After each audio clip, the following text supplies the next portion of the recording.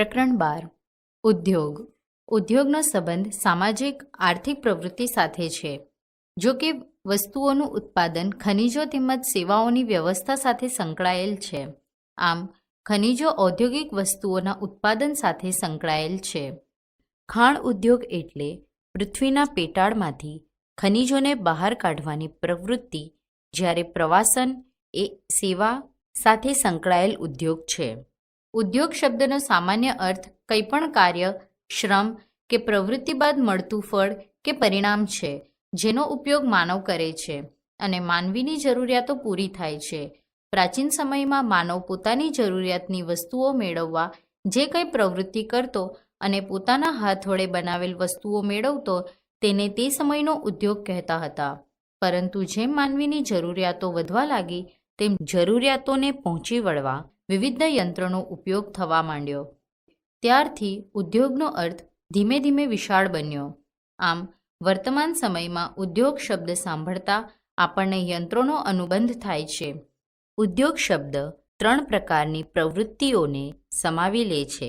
Number 1, કાચો માલ એકઠો કરવો. નંબર 2, ઉત્પાદનનું સ્વરૂપ બદલી ઉપયોગમાં વધારો કરવો. નંબર 3, તૈયાર થયેલ ઉત્પાદનને બજાર કે ગ્રાહક સુધી પહોંચાડવો.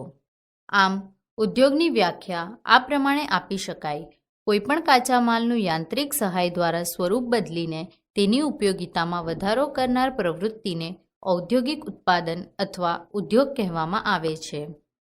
ઉદ્યોગોનું વર્ગીકરણ: કુદરતી સંસાધન આધારિત ઉદ્યોગ, પશુપાલન, ડેરી ઉદ્યોગ, માંસ ઉદ્યોગ, ઊન ઉદ્યોગ, મત્સ્ય ઉદ્યોગ, જંગલ ઉદ્યોગ, સંવર્ધન ઉદ્યોગ, મરઘા બતકા સંવર્ધન, રેશમના કીડા સંવર્ધન, મધમાખી સંવર્ધન વગેરે.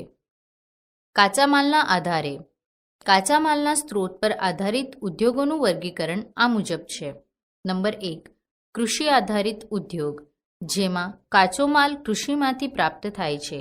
ખાદ્ય ઉદ્યોગ, સુતરાઉ અને શણના કાપડ ઉદ્યોગ, વનસ્પતિ તેલ ઉદ્યોગ એવા ઉદાહરણ છે જે ખેત પેદાશો પર આધારિત છે. નંબર 2, પશુ આધારિત ઉદ્યોગ, જેમાં દૂધ અને તેની બનાવટોનું ઉત્પાદન માટે માંસ ઉદ્યોગ તેમજ ચર્મ ઉદ્યોગનો સમાવેશ થાય છે. નંબર 3, સમુદ્ર આધારિત ઉદ્યોગ, મત્સ્ય પ્રસંસ્કરણ ઉદ્યોગ તેમજ મહાસાગરમાંથી પ્રાપ્ત ખનિજોનો ઉપયોગ આ ઉદ્યોગમાં થાય છે. નંબર 4, વન આધારિત ઉદ્યોગ, કાગળ ઉદ્યોગ, લુગદી, ઔષધ, ફર્નિચર અને મકાન નિર્માણ વગેરે. નંબર 5, ખનિજ આધારિત ઉદ્યોગ, લોખંડ પોલાદ ઉદ્યોગ, સિમેન્ટ ઉદ્યોગ તથા રસાયણ ઉદ્યોગ વગેરે. માલિકીના આધારે: માલિકીના આધાર પર ઉદ્યોગોને આ પ્રમાણે વિભાજિત કરી શકાય. નંબર 1, સાર્વજનિક ક્ષેત્ર, એવા ઉદ્યોગ કે જેની માલિકી સરકારની હોય છે, જેનું સંચાલન સરકાર કરે છે, જેમ કે એરોનોટિકલ લિમિટેડ અને steel authority of India. Number 2, ખાનગી ક્ષેત્ર, આ ઉદ્યોગ વ્યક્તિ અથવા વ્યક્તિના સમૂહ દ્વારા ચલાવાય છે, જેમ કે ટિસ્કો અને રિલાયન્સ. નંબર 3, સહકારી ક્ષેત્ર, આવા ઉદ્યોગ કાચા માલના ઉત્પાદકો, કામદારો અથવા બંનેના અધિકારમાં હોય છે અને તેના દ્વારા જ ચલાવવામાં આવે છે. અમૂલ એટલે કે આણંદ મિલ્ક યુનિયન લિમિટેડ અને મધર ડેરી સહકારી પ્રવૃત્તિઓના ઉત્તમ ઉદાહરણ છે. નંબર 4, સંયુક્ત ક્ષેત્ર, તેની માલિકી સરકાર અને વ્યક્તિ અથવા વ્યક્તિઓના સમૂહની હોય છે. મારુતિ લિમિટેડ સંયુક્ત ક્ષેત્રના ઉદ્યોગનું એક ઉદાહરણ છે. ઉદ્યોગોના સ્થાનીકરણ પર અસર કરનાર પરિબળો: ઉદ્યોગોના સ્થાનને અસર કરનારા પરિબળો આ મુજબ છે: કાચા માલની ઉપલબ્ધતા, ભૂમિ, જળ, શ્રમ, ઉર્જા, મૂડી, પરિવહન અને બજાર. ઉદ્યોગ એવા સ્થળો પર કેન્દ્રિત થાય છે જ્યાં આમાંથી કેટલાક અથવા આ બધા પરિબળો સરળતાથી ઉપલબ્ધ બને.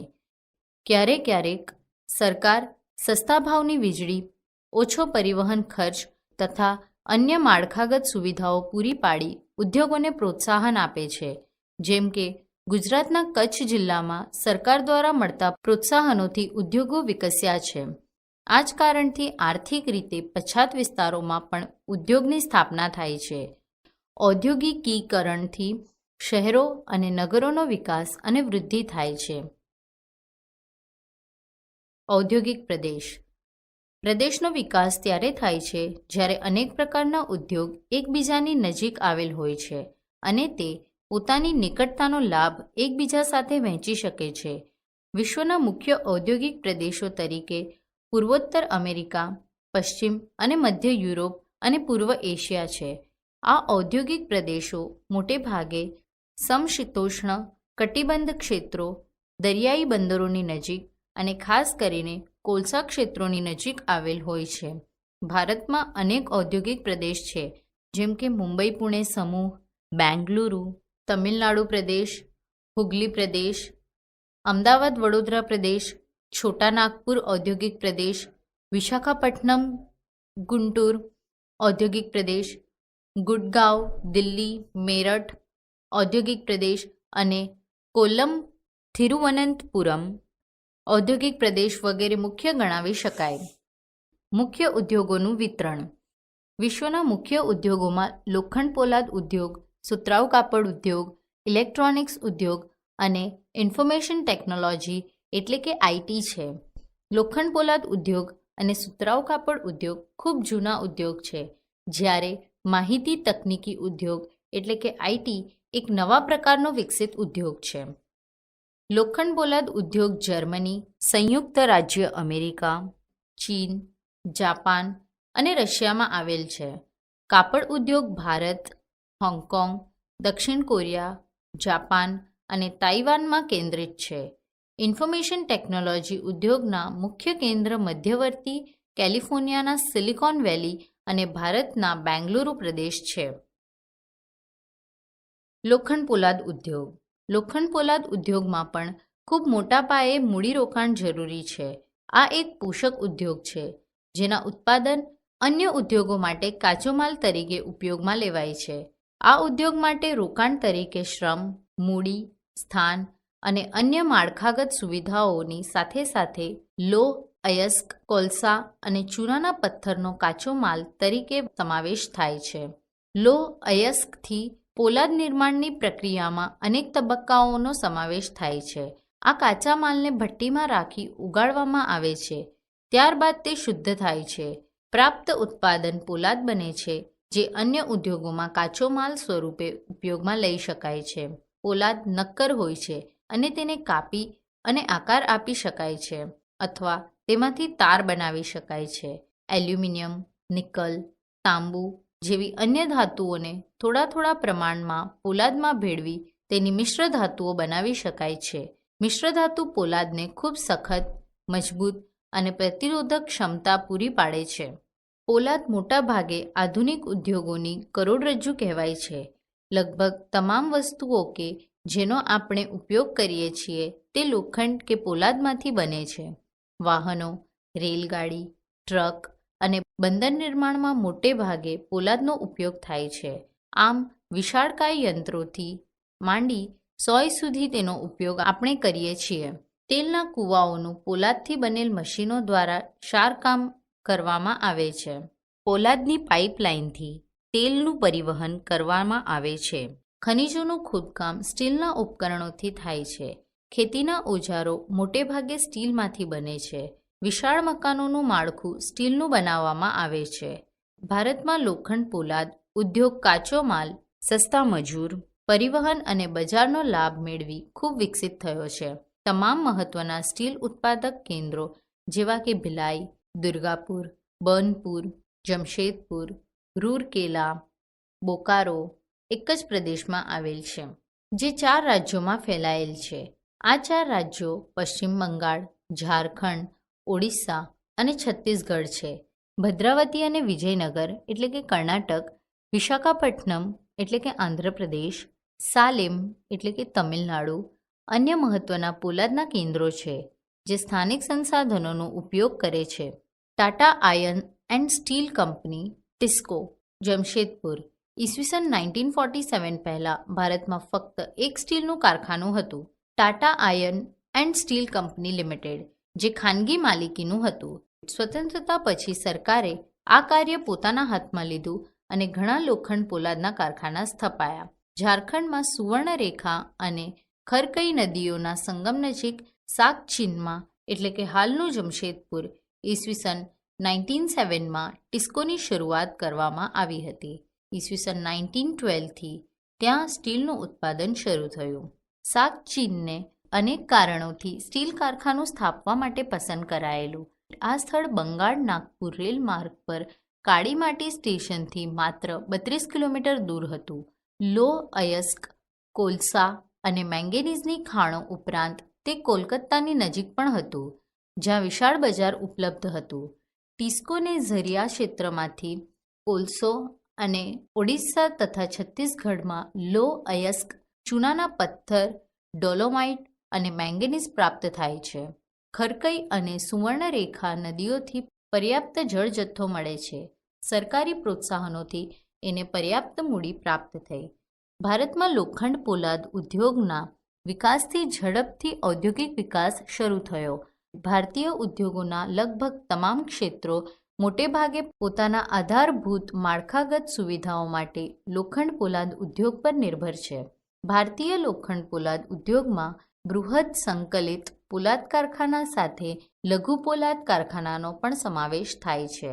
તેમાં દ્વિતીય ઉત્પાદન, રોલિંગ કારખાના અને સહાયક ઉદ્યોગોનો પણ સમાવેશ થાય છે. પિટ્સબર્ગ આ સંયુક્ત રાજ્ય અમેરિકાનું એક મહત્વનું લોખંડ પોલાદ ઉદ્યોગનું નગર છે. આ ઉદ્યોગને સ્થાનિક સુવિધાઓ ઉપલબ્ધ છે. કાચો માલ જેમ કે કોલસો પિટ્સબર્ગમાં જ ઉપલબ્ધ છે, જ્યારે લોહ અયસ્ક મિનિસોટાની લોખંડની ખાણોમાંથી મળે છે. આ ખાણો અને પિટ્સબર્ગની વચ્ચે જળ પરિવહનના શ્રેષ્ઠ માર્ગ છે. ગ્રેટ લેક્સ જળમાર્ગ આવે છે, જે અયસ્કના નૌકા પરિવહન માટે સસ્તો જળમાર્ગ છે. ઓહિયો, મોનોગેલા અને એલ્ધની નદીઓ દ્વારા પૂરતા પ્રમાણમાં જળજથ્થો પ્રાપ્ત થાય છે. આ જ પિટ્સબર્ગમાં ખૂબ મોટા લોખંડ પોલાદના કારખાના છે.